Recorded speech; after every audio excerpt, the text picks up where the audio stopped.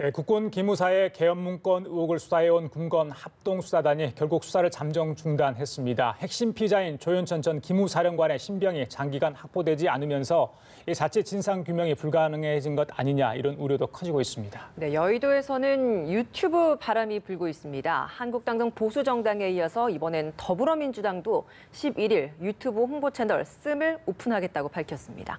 관련 내용들 진수희 전 국회의원, 임병식 전 국회 부대변인과 함께 짚어보도록 하겠습니다. 네, 어서 오세요. 안녕하십니까? 네. 어서 오십시오. 반갑습니다. 예, 기무사 계엄 문건 의혹 어제 군건 합동수사단의 수사 발표가 있었습니다. 결국에는 수사 중단 아니겠습니까? 예. 조현천 전 기무사령관 기소 중지 그리고 참고인 중지 나머지 사람들에게는 이런 결론을 발표를 했는데 4개월 정도 가까이 되잖아요. 그렇죠. 287명 정도를 불러서 조사를 했는데 결국 손에 드러난 건 예. 없다 이런 겁니다. 그래서 좀 비판이 있는 것 같아요. 워낙 국민적인 관심이 집중된 사안이라서 결과에 대해 좀 실망하는 분들도 좀 있고 그러는데요.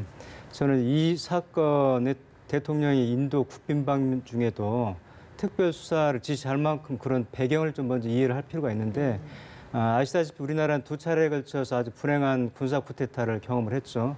5.16하고 12.12인데 합법적인 정권을 군병력을 이용해서 군사정부가 들어섰는데 본인들의 또 그 정권을 합리화하기 위해서 반대 목소리를 제압을 하고 그 과정에 숱한 인권 유린이 좀 벌어졌었는데요.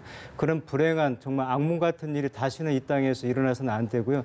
그런 점에서 대통령께서 긴급하게 특별수사 지시를 했던 겁니다. 그런데 그 조현천 전 기무사령관 청와대에 좀 4차례 정도 그 즈음에 좀 드나들었다는 게 좀 나왔었는데 이걸 본인의 그 단독으로 그런 계엄 문건을 작성을 하고 했겠느냐는 게 이제 저희들이 합리적인 의심이고요. 그래서 그 부분을 반드시 규명을 하고 신병 확보를 해서 진상 규명을 해서 문제가 있다면은 그 응분의 조치를 취해야 되겠죠. 그 아시다시피 계엄 문건은 실행이 되지 않았더라도 그런 문건을 작성을 하고 했다는 것 자체가 거의 내라는 뭐 수준의 지금 맞먹는다는 게 일반적인 국민들의 시각이기 때문에 이 결과를 떠나가지고 앞으로도 계속해서 이 문제는 지속적으로 관심을 가지고 책임자 처벌과 진상규명을 해야 될 것 같습니다. 사실 수사가 중단된 가장 큰 이유가 핵심 피의자인 조현천 전 기무사령관의 신병 확보가 안 됐기 때문이었잖아요. 근데 지금까지 인터폴 수배령도 내렸고 여권 무효화 조치도 내렸고 했는데 아직까지 신병이 확보되지 않은 이유에 대한 의문도 좀 많이 남는 것 같아요. 그러게요. 제가 상식적으로 이 과정이 좀 이해가 안 되는데 기억하시겠지만 이 문건이 처음 세상에 등장할 때 굉장히 요란했잖아요. 그 급기야는 기무사 해체까지 이루어질 정도로. 그런데 지금 이 상황을 보면 몇 가지 좀 의심스러운 것들이 있어요. 뭐냐면 지금 이제 그 수사본부 발표로는 핵심 피의자인 그 조현천 전 사령관 신병 확보가 안 되는 걸 이유로 삼았지만 이게 사실 다른 나라에 숨은 것도 아니고요. 미국이라는 나라에 숨었는데 신병 확보를 못한다. 미국의 FBI든 그 CIA든 협조 요청하면 저는 못 잡을 리는 없는데 그러다 보니까 이게 안 잡는 건지 못 잡는 건지에 대한 의심이 들 수밖에 없고요. 이게 그 이후에 지금 여러 가지 추측들이 나오는 거 보면 법조인들 사이에서는 이 법리적으로 이게 내란 음모죄까지 성립하기가 굉장히 어렵다고 보는 시각인데 그 시각을 참고해서 추론을 해보면 수사팀에서 이미 결론까지 내놓고 이게 법리적으로 법적인 책임을 묻기도 애매하고 그러다 보면 수사 결론이 이렇게 면죄부를 주는 식으로 되면 이게 정치적인 부담도 여건이 안아야 되는 이런 것까지를 다 종합해서 일단 말하자면 미제나 미궁으로 두는 게 정치적 실익이 있지 않을까라는 모종의 판단. 왜냐하면 제가 이런 말씀을 드리는 거는 드러나는 팩트가 없기 때문에 팩트 체크는 못하고 단지 정치적인 추론을 해본다면 그런 의심도 해볼 만하다 이렇게 생각합니다. 결국에는 기무사 조직 쇄신은 했지만은 그 핵심의 당사자들은 제대로 심판이라고 할까요? 만약 이게 문제가 있는 거라면 그러는 상태가 이루지 못하는 게 이제 결론적으로 나지 않았습니까? 그렇다면 조현천 전 사령관 교육 가능성 지금 그런 제로잖아요, 거의. 그렇죠. 그럼 예. 어떻게 이 앞으로 이 사태를 좀 뭐 봐야 되겠습니까? 오늘자 뭐 언론 보니까 뭐 살아서는 돌아가지 않겠다고 발언을 주변했다는데요. 예, 예. 일부러 안 잡느냐 그렇게 말씀하시는데 저는 거기에 동의하지 않는 게 예, 예. 어제 그 전북 전 교육감 최교 교육감이 도피 생활 9년 만에 어제 검거가 됐거든요. 뭐 아시겠습니다만 보도를 보셨지만은 그분이 차명폰을 쓰고 부동산 계약도 차명으로 하고 의료 그 건강 기록도 남기지 않고 이렇게 본인이 의도만 하면은 대한민국처럼 인터넷이 발달된 나라에서 얼마든지 9년 동안 숨어 지냈다는 거죠. 근데 조현천 그 아까 기무사령관은 그 인터폴에서 적색 수배를 했답니다. 제가 어제 확인을 했는데 그래서 안 잡는 건 아니고요. 조만간에 아마 이제 신병 확보가 될 것으로 보이고 예. 본인이 자진 귀국하거나 자수하지 않는 한 어떤 혐의를 입증하는데 한계가 있는 건 사실이죠. 그래서 그런 신병 확보가 조만간에 되면은 나머지 이진했던 부분도 좀 보완이 되지 않을까 하는 생각 좀 해보고 있습니다. 예. 마침 오늘 오전에 교섭단체 산당 원내대표 회동이 있었습니다. 거기서 이 계엄문건 청문회 실시에 합의를 했다고 합니다. 네. 예.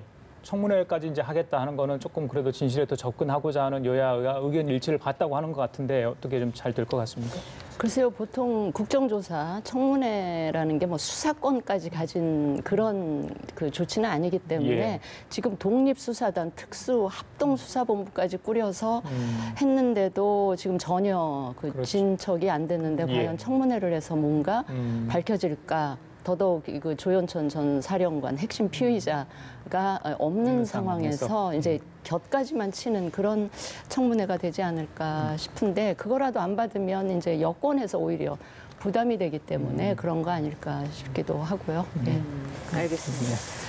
청와대가 이제 안정적인 국정 운영을 하겠다라는 취지로 연말 개각을 최소화시키겠다. 내각에서는 김동연 부총리만 원포인트로 교체를 시키고 비서진들 교체를 좀 주로 하겠다라고 이야기를 했거든요. 배경 좀 어디에 있다라고 보십니까? 두 가지로 볼 수가 있겠죠. 방금 말씀하셨듯이 그 국정의 안정을 꾀하는 거하고요. 두 번째는 경제 문제만큼 어쨌든 지금 국민적인 비판 여론이 상당한데 그 부분의 여론을 좀 흡수를 하는 거죠. 그래서 그 김동연 부총리로 국한한 것은 여러 대폭으로 개각이 이루어질 경우에 청문회를 폭이 넓어지게 되면 국정에 좀 부담이 될 수밖에 없어서 아마 경제 문제에 국한해서 일단 그 하는 것 같고요. 청와대 같은 경우는 보통 통상적으로 이쯤 되면 아마 의원도 잘 아시겠습니다만은 그 총선을 앞두고 청와대 비서진들이 정치에 뜻이 있는 분들이 많이 사의를 표명을 하기도 하고 나가는데 아마 거기하고 좀 맞물려서 하는 것을 보여주고요. 대통령께서는 어쨌든 경제 문제만큼은 일자리를 취임하면서부터 일자리 보드판까지 청와대 내부에다가 놓고 체크할 만큼 관심을 가졌었는데 일자리가 생각만큼 늘어나지 않고 고용 위기가 악화가 되니까 이 문제만큼은 어떻게든 타결을 해봐야 되겠다. 그런 상징적인 의미에서 장하성 정책실장하고 행정부에서는 김동연 부총리 정도를 원포인트로 개각을 하는 것으로 좀 보여집니다. 예. 그 두 사람 다 교체될지 그건 뭐 모르겠습니다만 일단 뭐 청와대와 여의도 쪽에서 들려온 소식들은 일단은 뭐 가능성을 여러 가지 열어놓고 있는 것 같습니다. 그런데 이제 김성태 원내대표 같은 경우는 그 장하성 실장을 일단 제일 타겟을 하는 것 같아요. 그리고 이제 그 뭐 후임으로 이제 물망에 오르고 있는 이 김수현 사회수석은 안 된다 이렇게 네. 이제 자꾸 여러 차례 이야기를 하고 있는 상황인데 자유한국당 이런 모습은 어떻게 해석할 수가 있겠습니까? 뭐 야당 원내대표가 청와대 그 수석 내지 실장 교체에 뭐 된다 안 된다 뭐 의사 표시는 알 수 있지만 예, 예. 뭐 영향력을 권한은 미칠 수는 없죠. 대통령께서 권한은 행사하시는 거니까 그런데 사실은 김성태 대표가 이 사람을 콕 찍어서 구체적으로 거명은 하고 있지만 제가 읽기에는 사람보다는 정책 기조를 바꾸라라는 메시지를 계속 청와대나 여권 쪽에 보내고 있는 게 아닌가. 그런 점에서 보면 장하성이나 김수현이나 다를 게 뭐야. 이런 생각을 야당으로서는 할 수밖에 없지 않겠습니까? 그러니까 그 야당의 메시지는 줄곧 경제정책 기조를 바꾸지 않으면 지금 현 상황 타개하기가 굉장히 힘들다라는 반복적인 메시지를 사람 이름을 통해서 하고 있는 것 같습니다. 소득 주도 성장에 대한 변화가 필요한 것이다라는 것을 간접적으로 표현한 것이라는 건데 뭐 어떻게 보고 계십니까? 두 가지 정도로 말씀을 해볼 수 있는데요. 첫째는 이제 어쨌든 소득 주도 성장 때문에 경제가 망가졌다는 게 야당의 이제 인식이지 않습니까? 그래서 그 부분을 지속적으로 집중적으로 공세를 해야 되는데 그 타겟이 정점에 있는 분이 지금 장하성 실장이죠. 그래서 장 실장을 계속 물고 늘어지는 거죠. 그래서 김동연 총리는 좀 약간 좀 뒤로 좀 빼주는 상황인데 그러므로써 거기 집중함으로 소득 주도 성장이 잘못됐다는 것을 확인을 시키고 싶은 그런 욕구가 있는 것 같고요. 두 번째는 김동연 부총리가 보면 좀 정통 관료지 않습니까? 경제기획원이라든지 기재부에 쭉 커왔고 이명박 박근혜 때도 뭐 차관 국무조정실장을 지내고 그랬었는데 자기들이 볼 때는 잠재적인 그 후보군으로도 상정을 하는 것 같습니다. 그래서 지금 운동권으로 많이 좀 포진이 돼 있는 현 정부에서 일종의 팽을 당해가지고 나왔을 때 자기들을 이 주로 어떤 주자로 내세웠을 때 좋은 말이 아니겠느냐 이런 의도도 좀 가지고 있는 것 같아서 자꾸 이제 김동연 부총리는 약간 좀 옹호를 해주고요. 장하성 실장에다가 집중하는 의도가 그런데 좀 엿보이는 것 같습니다. 알겠습니다. 김동연 부총리 관련 하나만 네. 얘기를 하겠습니다. 어제 예결위에서 좀 의미 있는 발언을 한 것 네. 같다는 게 지금 이제 언론의 이야기입니다. 경제가 지금 위기라는 말 동의하지 않지만 경제에 관한 정치적 의사결정이 위기인지 모르겠다. 정치적 의사결정이 위기인지 모르겠다. 글쎄요. 누구를 무엇을 겨냥한 이야기라고 보시는지. 저도 개인적으로 김동연 부총리를 잘 아는데 최근에 그러니까 전혀 정치적인 분이 아니었어요. 정통 관료 출신이신데 최근에 이 행보를 보면 약간 죄송한 표현입니다만 정치적인 줄타기를 하고 계신 거 아닌가 그런 인상을 좀 주고 계신 것 같아요. 상황이 본인을 그렇게 좀 몰아가고 있는 걸까요? 몰아가는. 네. 네. 뭐 현실 정치를 할 생각은 전혀 자기는 없다라고 오래전에 그렇게 얘기는 하셨지만 상황 변화에 따라서 얼마든지 정치를 할 수도 있는 거긴 한데 그렇다고 해서 지금 우리 임 부대변인 말씀대로 지금 야권에서 뭔가 차기에 너무 주자가 없다 보니까 원 오브 댐으로 생각하고 있는 그거는 좀 조금 많이 나가신 듯 하다. 최근에 김동연 부총리의 행보에 대해서 처음에는 굉장히 우호적인 왜냐하면 그 한국당에서는 대통령 선거가 끝나는 날 그날 밤부터 차기에 대한 그 차기가 시작된다 이런 말이 그 있을 정도로 네. 이제 그런 문화가 있는데요. 이 이낙연 총리의 경우는 기존에 왜 그 총리들 고건 총리라든지 뭐 그 이회창 총리도 계셨지만 그 김황식 총리라든지 이런 분들하고 좀 다른 게 언론인 출신이세요. 그러니까 언론 속성에 대한 이해도도 굉장히 높은 상황에서 이제 정치도 오래 하셨죠. 한 3, 4선. 사선 하시면서 정치적인 감각도 굉장히 탁월하시고 정치 4선 하시면서 여당, 야당 두루 경험하셨고 거기다가 전남 도지사 행정 경험까지 장착을 하다 보니까 상당히 매력 있는 비교 우위가 있는 그런 상품 후보인 것만은 틀림없어 보여서 앞으로 좀 그 주목할 만하고요. 근데 정치인들한테 자식이 굉장히 그 걸림돌이다 이렇게 얘기들을 하시는데 이 지지자들이 필요하지만 또 어떨 때는 굉장히 그 장애가 되는 경우도 있거든요. 그래서 이 부분들을 잘 관리하시면 상당히 그 경쟁력 있는 후보가 되시지 않을까 하는 생각이 있습니다. 분명히 조심스러운 부분이 있어 보이네. 네. 자, 그리고요. 민주당 지도부가 이 대정부 투쟁을 요구한 노동계 때문에 좀 골치를 앓고 있는 것 같습니다. 문재인 정부 출범에 일익을 담당했다. 이건 모든 사람들이 거의 알고 있는 사실 아니겠습니까? 그런데 정부하고 이제 특히 여당 쪽하고 각을 세우고 있는 상황이 벌어지고 또 총파업까지 상황에 매고를 하고 있지 않습니까? 또 탄력 근로제 관련해서 정부의 의도하고 다른 쪽으로 이야기를 계속 하고 있는데 여당의 입장 어떻게 좀 해석할 수 있을까요?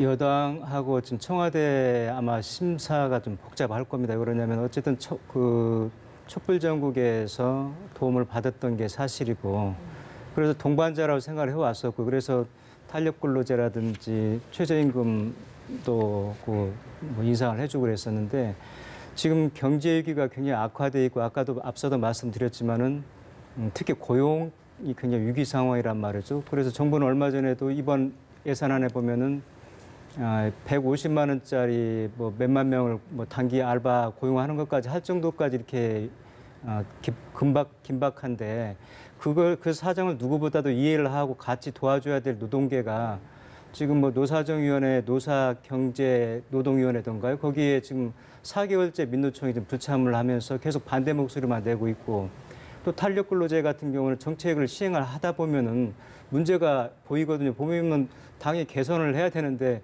그것도 안 된다. 뭐 이런 식으로 계속 반대 목소리만 내니까 정부 입장에서는 노동계하고 이제는 어느 정도 선을 좀 그어야 되지 않겠는가. 홍영표 의원도 원내대표도 그런 발언을 통해서 그런 시사를 했었고요. 또 임종석 실장도 국정감사에서 좀 책임을 좀 하는 노동계가 됐으면 좋겠다 그런데 저도 노동계가 이제는 어떤 채권 관계를 떠나가지고 현 정부를 만들었으면 현 정부가 잘 갈 수 있도록 지지해주고 지지하는 게 뭐 막연하게 뭐 덮어놓고 도와달라는 게 아니라 정말 정책적으로 같이 보완하면서 나갈 수 있는 부분이 있다면 해야 되는 거지 자기들 주장만 욕심만 광주형 일자리만 보더라도요 급여를 줄여가지고 고용을 늘리겠다는 건데 이 당사자들은 합의를 했는데 밖에 있는 노조에서 하지 말라 그러니까 이거 누가 보더라도 좀 합리적이지 않다. 예, 뭐 알겠습니다. 예. 진 의원님.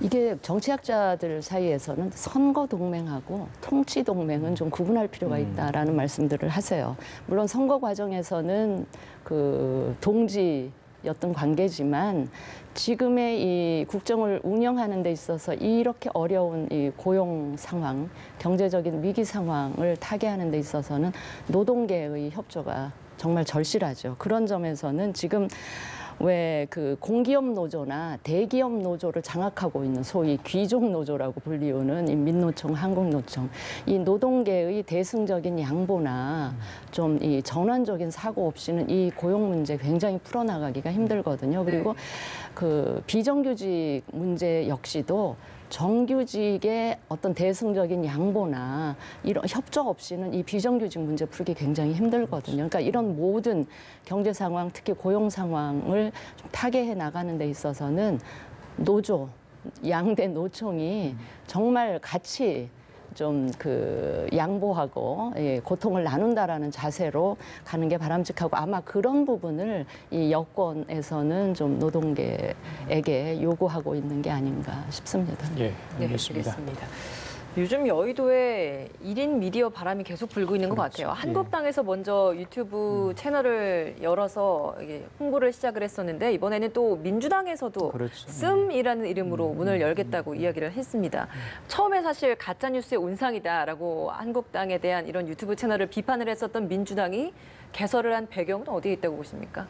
민주당이 어떻게 보면 입장이 좀 바뀐 건데요. 민주당도 유튜브가 있긴 있습니다. 근데 이게 한 9,500 정도 독자가 되고요. 예. 한국당 같은 한 2만 5천 명이 되니까 큰 격차가 좀 있죠. 근데 민주당이 가짜뉴스의 온상이라고 비판했던 유튜브가 지금은 대세가 됐단 말이죠. 거스를 수 없는 뭐 트위터도 있고 페이북도 있고 인스타그램도 있는데 모든 앱을 통해 볼 때 그 가장 대세가 지금 유튜브거든요. 유튜브를 통해서 어떤 정책을 설명하거나 유권자들하고 소통하는 데 아주 좋은 통로가 지금 돼 있는데 이걸 언제까지 거스르고 부정만 해서는 한계가 있다는 걸 좀 절감을 한 것 같고요.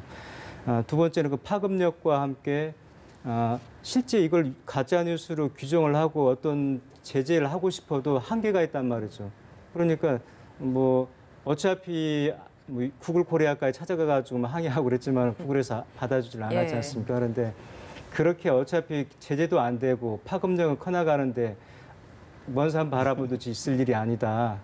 그래서 이제 민주당이 이제 뒤늦게 발족을 했는데 한국당 같은 경우는 상당히 재미를 좀 보고 있죠. 뭐 옳은 소리, 이게 옳은 소리니까 아마 오른쪽이란 뜻도 담긴 것 같고요. 중의적인 의미가 있죠. 또 올바르다는 막 중의적 편을 가졌는데 여기에 대응해서 민주당도 뒤늦게나마 유튜브 정치를 통해서 뭔가 공세적으로 맞불을 놔야 되겠다 이런 심산이 아닌가 싶습니다. 12일부터 이제 이 씀이라고 하는 이 네. 유튜브 홍보 채널이 이제 개설이 된다고 합니다.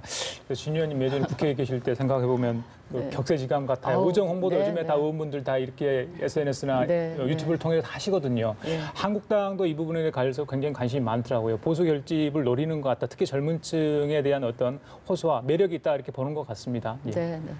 아우, 이 짧은 기간 사이에 저 있을 때랑 이게 완전히 다른 세상에 살고 있는 듯한데 저는 민주당의 최근 저 행보를 보면서 가짜 뉴스라고 그렇게 공격하더니 같이 하잖아요.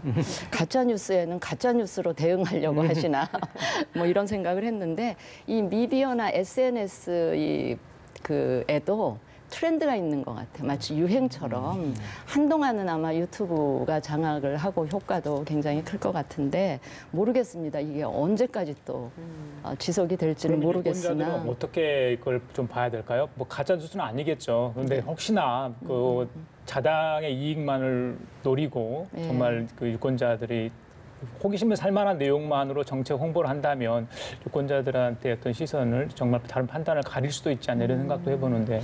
근데 저는 그렇게까지 걱정을 안 하는 게 이 유튜브 이외에도 그 정치 관련 정보를 접할 수 있는 그 채널들은 굉장히 다양하기 예. 때문에 우리 유권자들도 그거를 이 판별해낼 수 있는 능력은 충분히 저는 가지고 계시다고 보고요. 예. 오히려 이게 더 확산될수록 그 판단력도 더 상승하지 않을까 싶어서 그리 크게 걱정하지는 않으셔도 되는데 예. 어차피 효과는 저는 이게 다 좌우한다고 보진 않아요.